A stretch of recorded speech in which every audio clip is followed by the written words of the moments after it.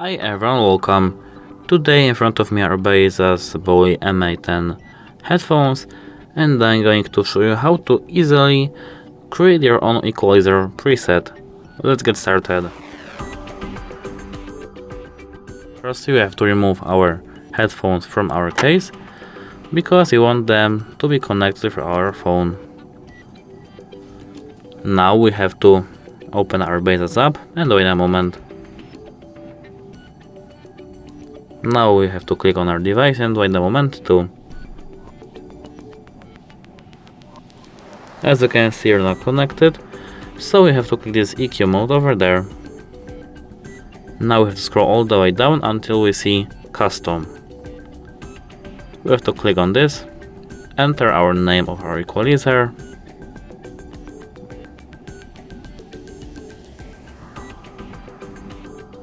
for us it will be HardReset.